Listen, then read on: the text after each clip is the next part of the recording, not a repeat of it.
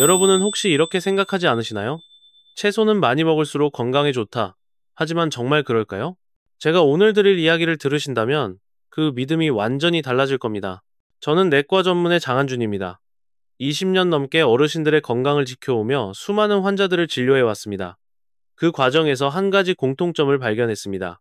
바로 건강을 위해 했던 습관이 오히려 몸을 해치고 있다는 사실이었습니다. 처음엔 저도 믿기 어려웠습니다. 하지만 실제 환자들을 통해 그 현실을 직접 확인했습니다.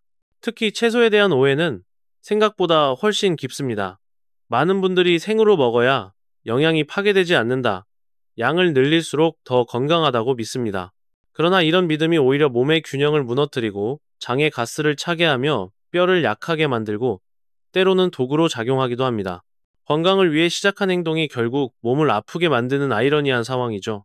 오늘 저는 여러분이 평생 좋은 습관이라 믿어온 5가지 치명적인 채소 섭취 습관을 낱낱이 밝히고자 합니다. 끝까지 들으신다면 여러분은 지금까지의 식습관을 완전히 새롭게 보게 될 것입니다. 제가 직접 경험한 환자들의 변화를 토대로 어떤 채소를 어떻게 먹어야 몸이 진짜로 회복되는지 구체적인 방법을 알려드리겠습니다. 이 영상의 마지막에는 채소를 안전하고 효과적으로 먹는 핵심 원칙, 그리고 단 한 가지 바꾸기만 해도 건강이 달라지는 습관을 공개하겠습니다. 그럼 지금부터 우리가 좋다고 믿어온 채소 습관 속에 숨어있는 진실을 하나씩 살펴보겠습니다. 습관 1. 잘못된 토란 손질, 피부 자극과 신장 손상 위험. 제가 진료했던 환자 중 한 분인 한미숙, 68, 어르신의 사례를 아직도 잊을 수 없습니다. 평소 요리를 좋아하시던 어르신은 명절 음식을 준비하며 직접 토란국을 끓이셨습니다. 그런데 문제는 그 과정에서 맨손으로 토란 껍질을 벗기셨다는 것이었습니다. 처음에는 아무렇지 않았지만 몇 분이 지나자 손끝이 따갑고 간지럽기 시작했습니다. 시간이 조금 더 지나자 손바닥 전체가 붉게 부어오르고 따끔거렸습니다. 단순한 알레르기라고 생각하셨지만 증상은 점점 심해져 피부가 갈라지고 통증이 심해졌습니다. 제가 진료실에서 손을 확인했을 때는 이미 염증이 퍼진 상태였습니다. 어르신은 놀란 표정으로 그냥 토란 껍질만 깎았을 뿐인데 이렇게 될 줄은 몰랐다고 말씀하셨습니다. 많은 분들이 토란을 자연 식재료로만 생각하고 안전하다고 여기지만 사실 토란에는 옥살산칼슘, 옥살라틱칼슘이라는 성분이 들어 있습니다. 이 물질은 표백제나 세제에도 사용될 만큼 강한 자극성을 가진 화학 성분입니다. 피부에 닿으면 즉시 미세한 결정체가 피부를 자극해 가려움과 염증을 일으키고 만약 충분히 익히지 않은 채 섭취하면 신장에 치명적인 손상을 줄 수 있습니다. 실제로 옥살산이 몸 안에 축적되면 신장결석의 원인이 되기도 합니다. 특히 노년층의 경우 신장 기능이 약해져 있기 때문에 이러한 독성에 훨씬 민감하게 반응합니다. 따라서 토란을 손질할 때는 반드시 고무장갑을 착용해야 합니다. 손질 후에는 흐르는 물에 충분히 헹구고 끓는 물에 2번 이상 삶은 뒤 물을 버리는 것이 중요합니다. 첫 번째 끓인 물에는 옥살산칼슘이 가장 많이 녹아 나오기 때문입니다. 그리고 두 번째 삶을 때는 깨끗한 물을 사용해 완전히 독성을 제거해야 합니다. 또 한 가지 유용한 방법은 식초물에 잠시 담가두는 것입니다. 식초의 산성 성분이 옥살산을 중화시켜 자극을 줄여줍니다. 토란 껍질을 벗기기 전에 식초물에 10분 정도 담갔다가 작업하면 피부 손상을 예방할 수 있습니다. 한미숙 어르신은 이 방법을 배운 후로 토란 요리를 할 때 항상 장갑을 끼고 2번 삶는 과정을 지키셨습니다. 이후 손 피부에 다시는 문제를 겪지 않으셨고 신장 검진 결과도 정상으로 돌아왔습니다. 이 사례를 통해 제가 드리고 싶은 말씀은 단순합니다. 건강한 재료라도 다루는 방법이 잘못되면 약이 아니라 독이 될 수 있다는 것입니다. 토란은 부드럽고 영양이 풍부한 훌륭한 식재료이지만 조리 과정의 작은 부주의가 건강을 해칠 수 있습니다. 익숙한 재료일수록 더 신중하게 다뤄야 합니다.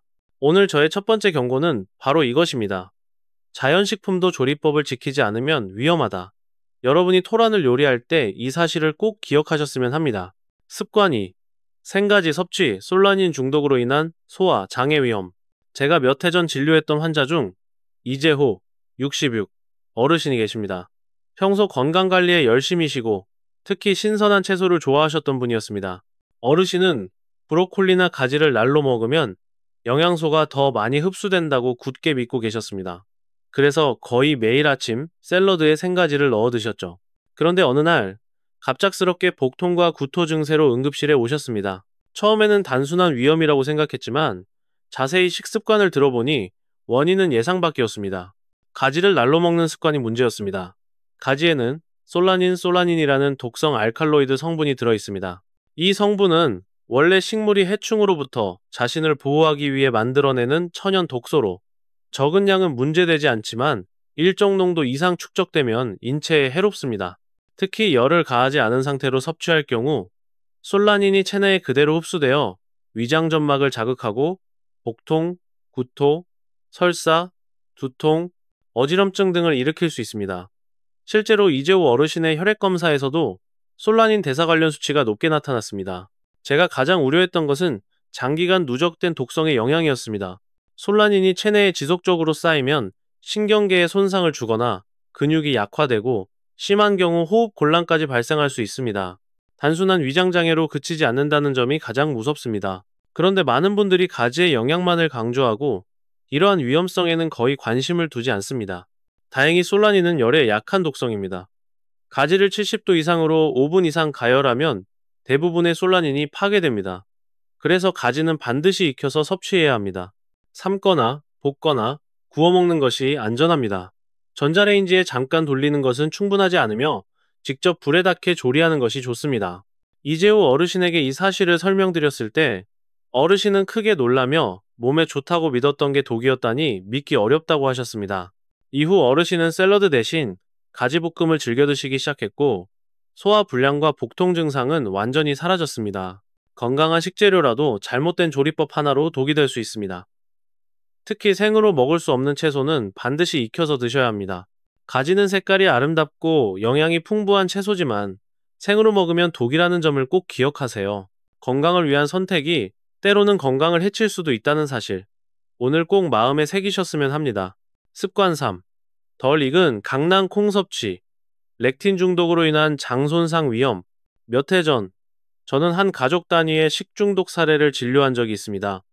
주인공은 64세 최은희 어르신이었습니다. 평소 가족의 건강을 위해 집에서 직접 음식을 만들어 드시던 분이었죠. 어느 날 어르신은 저녁 식사로 단백질이 풍부한 강낭콩 요리를 준비하셨습니다. 불린 콩을 전기 슬로우 쿠커에 넣고 천천히 익히면 더 부드럽고 영양이 살아날 것이라고 믿으셨습니다. 그러나 다음날 아침, 가족 모두가 복통과 구토 증세를 호소하며 응급실을 찾았습니다. 처음엔 단순한 식중독이라 생각했지만 검사 결과는 달랐습니다. 원인은 바로 덜 익은 강낭콩이었습니다. 강낭콩에는 렉틴, 특히 피토헤마글루틴인 바이토헤이 앵이비루틴이라는 독성 단백질이 함유되어 있습니다. 이 물질은 식물이 외부 해충으로부터 자신을 보호하기 위해 만들어내는 천연방어 물질로 열에 의해 파괴되기 전에는 인체에 매우 해롭습니다.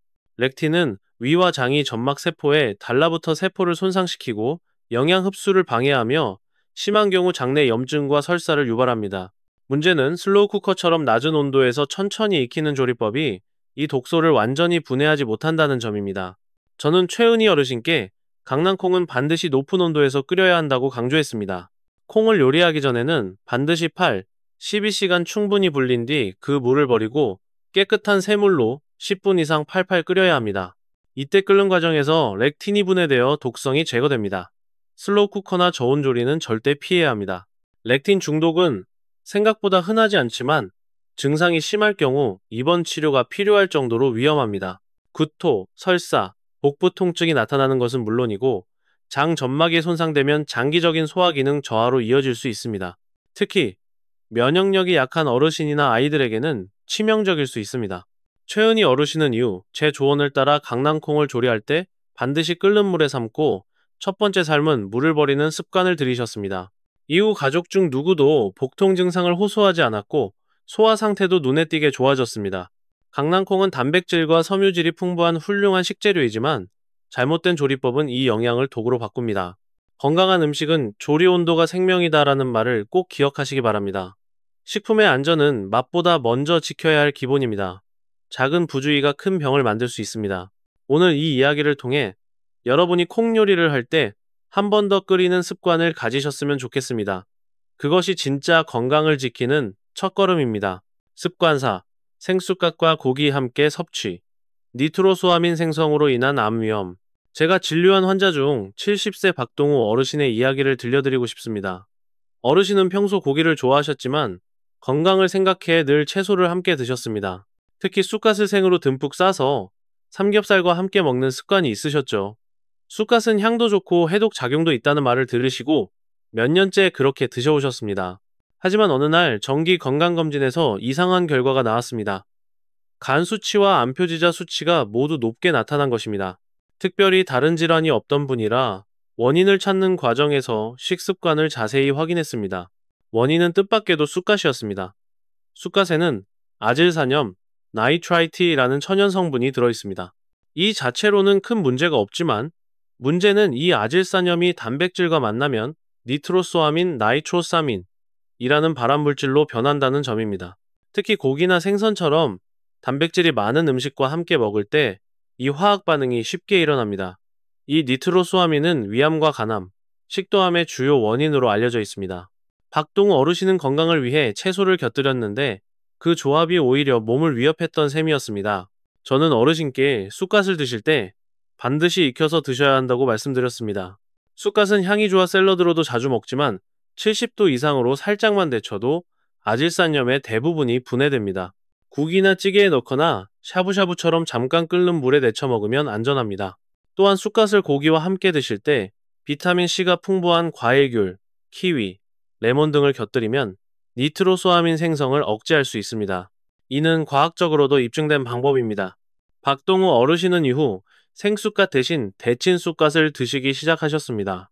처음엔 익힌 쑥갓의 향이 낯설다고 하셨지만 금세 입맛이 적응됐고 몇 달 뒤 재검진에서는 암표지자 수치가 정상으로 돌아왔습니다. 그때 어르신은 평생 건강하게 먹는 법을 이제야 제대로 배운 것 같다고 웃으며 말씀하셨습니다. 쑥갓은 분명 몸에 좋은 채소입니다. 하지만 고기와 함께 생으로 먹으면 그 장점이 사라지고 오히려 독으로 변할 수 있습니다. 건강을 위해 먹는 음식일수록 조리법이 중요합니다. 몸에 좋은 음식이 해가 되지 않으려면 언제, 어떻게, 무엇과 함께 먹는가를 늘 기억해야 합니다. 여러분도 다음번에 고기를 드실 때는 쑥갓을 살짝 데쳐 드시기 바랍니다. 그것이 진짜 건강을 지키는 방법입니다. 습관 5.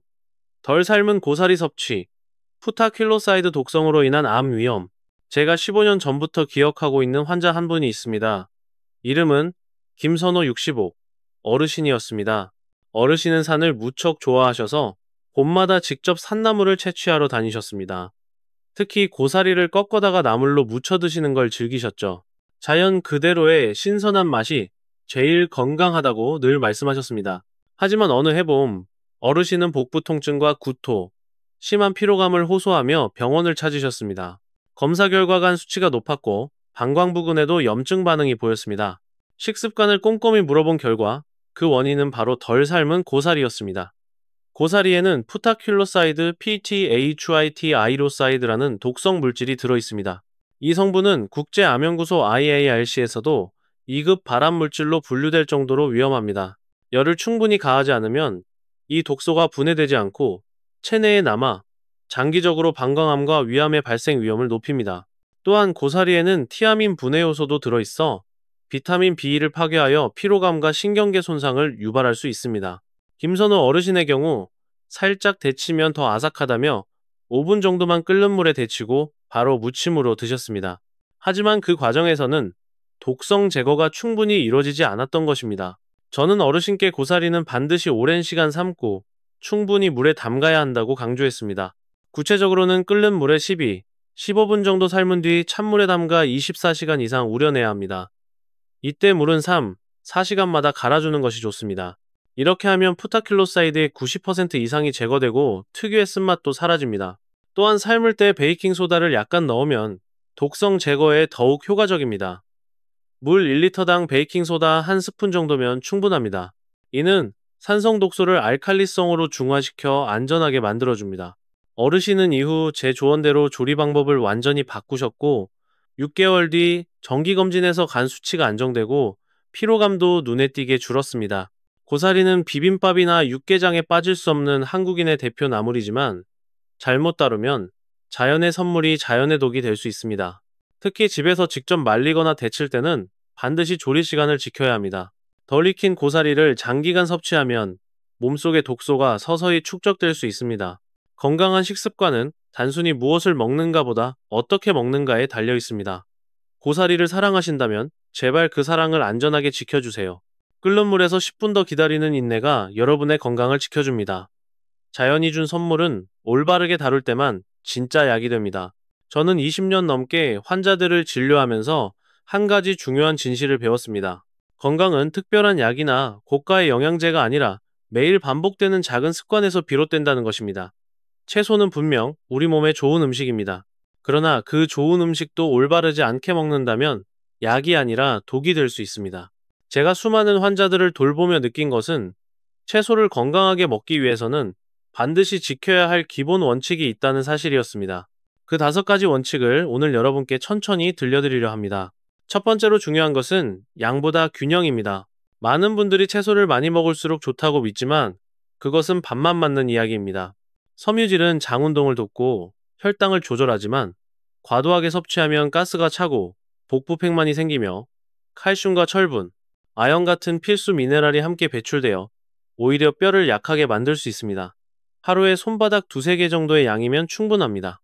더 중요한 것은 식사마다 조금씩 나누어 먹고 다양한 색깔의 채소를 골고루 섭취하는 것입니다.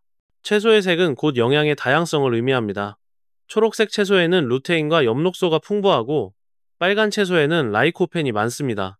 노란색에는 베타카로틴이, 보라색에는 안토시아닌이 들어있습니다. 이렇게 다양한 색의 채소를 섞어 먹으면 각각의 영양소가 서로의 작용을 보완하여 우리 몸의 염증을 줄이고 면역력을 높여줍니다. 한 가지만 고집하는 식단은 어느 순간 영양의 불균형을 초래합니다. 또 한 가지 기억해야 할 것은 조리법입니다.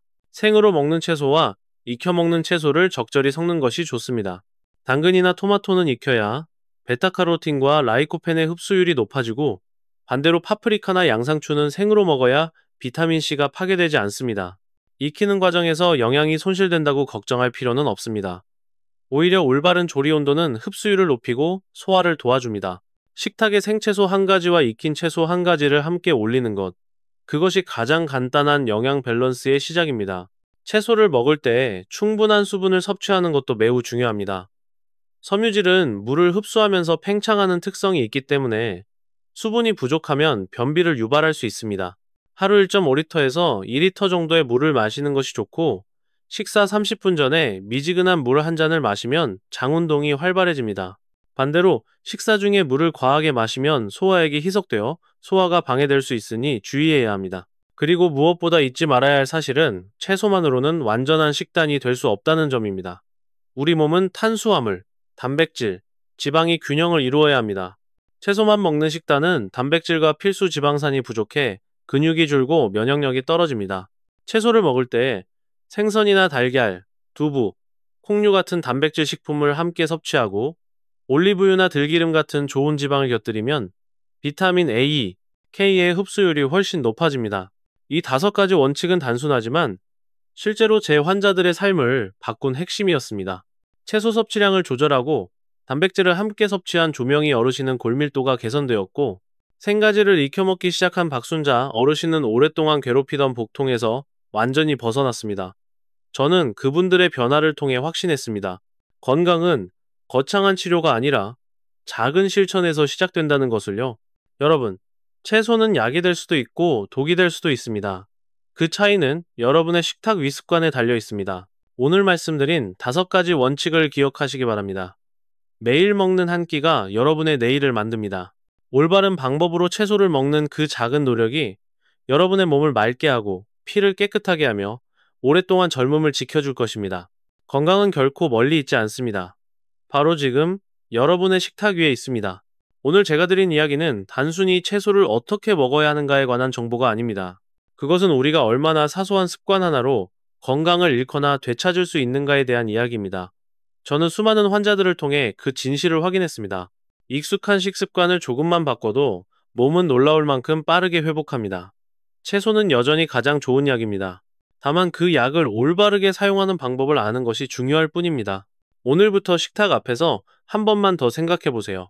이 채소는 어떻게 먹어야 내 몸에 진짜 도움이 될까?